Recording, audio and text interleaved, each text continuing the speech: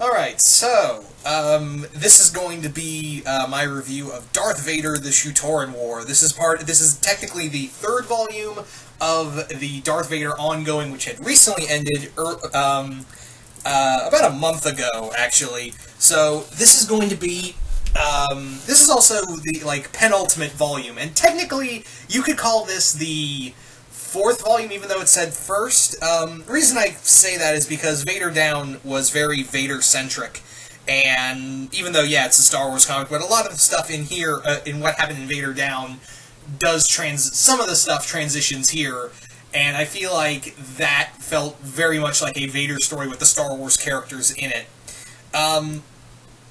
So, in this comic, this is pretty much a Vader sent by the Emperor to quell a minor rebellion on the planet of Shu-Torun, and the reason being is because this also ties into an annual that had happened the previous year in the Vader comics, where Darth Vader more or less went to Shu-Torun, which is a mining facility, a mining planet that works for the Empire, but a lot of the people, these group of nobles called the Ore Barons, are very against the royal family for what they consider selling out to the Empire, and Vader just ended up killing the entire royal family, save for one princess named Trios, who he put in power.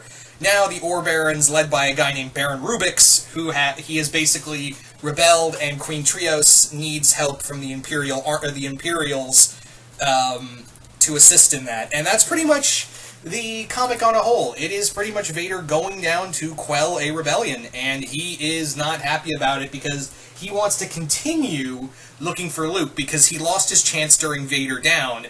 Also on top of this is that during that time, Dr. Aphra was taken hostage by Han Solo, and is now currently at this point, she is at this rebel jail.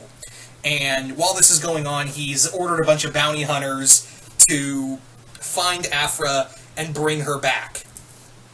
And yeah, this is one of the shorter stories. It's 5 parts if in the trade it counts the annual. But in here, this comic is pretty short because at the time, yeah, the comic was going to end. So this was a pretty short story arc. It's about 4 parts, I believe. And a lot of it is very straightforward. I wouldn't say that this is the weakest comic because, the weakest storyline in the Darth Vader run, because I'm going to say it right now, Darth Vader wasn't just one of the best Star Wars comics Marvel had, probably one of the best Marvel comics, period. And, yeah, even though it's a little weaker, it's because it doesn't really focus on Vader trying to find Luke, or, it does have some of him dealing with his rivals that he has to team up with, including Silo, and the twins that, they were biologically enhanced, they're biomechanically enhanced, and Vader is forced to work alongside them during this conflict. But, yeah, it is kind of, we just have BT and 000 at Vader's side, and yeah, I kind of miss having Aphra around for him to really play off of, because Aphra was an interesting, borderline suicidal and psychotic, but she was a lot of fun to see as a good foil for Vader.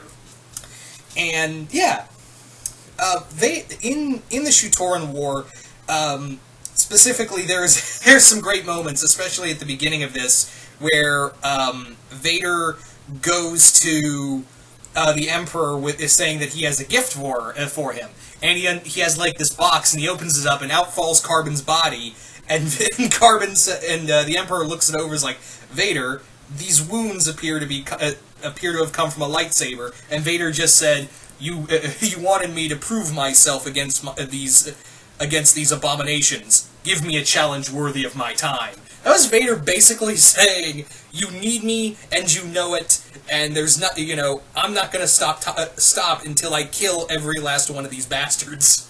So, that is pretty cool. There's also an underlying story of 000 awakening the battle droids they got all the way back in the first story arc, to assist during the final battle on Shu-Torun. And he has this very interesting idea that droids do have sentience, but they're not. But the Force is indifferent to droids. However, he thinks that if you can drain blood and inject it into droids, maybe droids can be, droids could be, what's the word I'm looking? Droids can be force sensitive. So I thought that was pretty cool. It doesn't go anywhere. It does go a little further in the next volume, but from what I understand, apparently that's going to be a driving force in the Aphra ongoing that's happening right now. But yeah, the battle between Vader's final battle between Morant and Alanis, I think her name is, the twins that Silo created. It's pretty short, and Morant pretty much backstabs his sister, almost literally. But yeah, I already talked about my kind of minor gripe with lightsabers in Star Wars comics in general.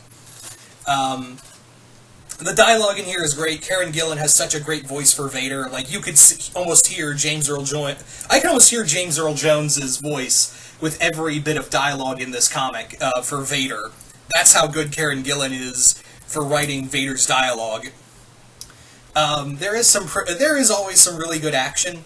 But this is probably the shortest story. If you don't count the annual that this ties into, then it's probably the shortest story arc in the Darth Vader ongoing.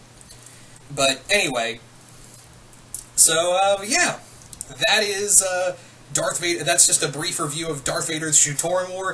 If you love the Darth Vader comics, I highly recommend it. You won't be disappointed. If you're a Star Wars fan or just Darth Vader fan in general, you will love this comic. So what more can I say about it other than go check it out?